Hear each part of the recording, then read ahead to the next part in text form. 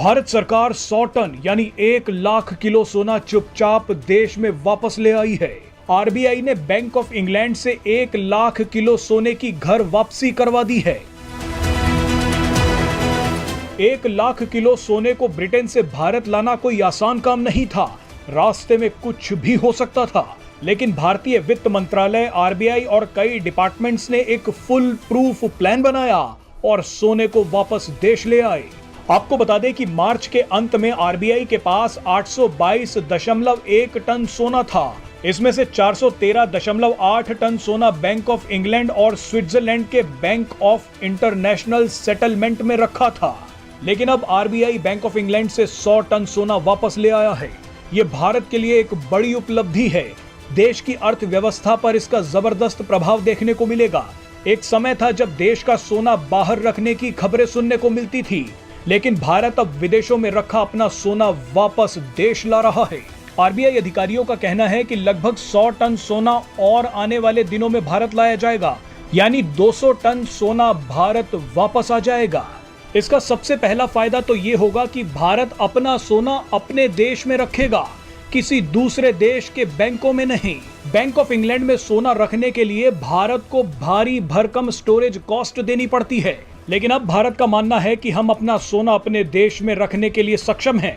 लेकिन इसके पीछे का सबसे बड़ा खेल और रणनीति अब आपको बताते हैं। दरअसल आरबीआई देश की तिजोरी में सोने की मात्रा को बढ़ा रहा है। विदेशों में जमा सोना वापस लाया जा रहा है और लाखों टन नया सोना भी खरीदा जा रहा है। हाल ही में भारत ने संयुक्त अरब अमीरात से 2 लाख किलो सोना खरीदने का फैसला किया है। भारत सोने की मात्रा को तो बढ़ा ही रहा है, लेकिन उसके साथ साथ रुपये को भी दुनिया भर में फैला रहा है। ये सब इसलिए किया जा रहा है क्योंकि भारत अपने विदेशी मुद्रा भंडार में एक बड़ा बदलाव कर रहा है। भारत के विदेशी मुद्रा भंडार में सबसे बड़ा हिस्सा अभी डॉलर का है। डॉलर के बाद सोने का नंबर आता है, लेकिन भारत डॉलर की जगह अब सोने की तरफ बढ़ रहा है।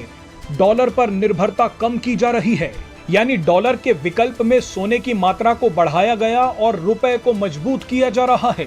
आप ये जानकर हैरान हो जाएंगे कि 1999 तक पूरी दुनिया का 71% विदेशी मुद्रा भंडार डॉलर के रूप में ही था। लेकिन अब अमेरिका और डॉलर दोनों कमजोर पड़ रहे हैं।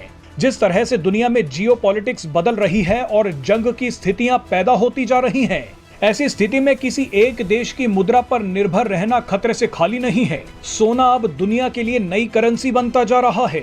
भारत के साथ साथ अब कई देश डॉलर से ज्यादा सोने को पसंद कर रहे हैं।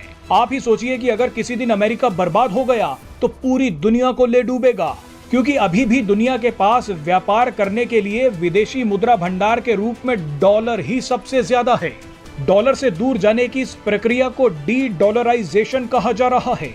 आप जानकर हैरान हो जाएंगे कि पिछले 4 साल में भारत ने 110 टन से ज्यादा सोना खरीद लिया है।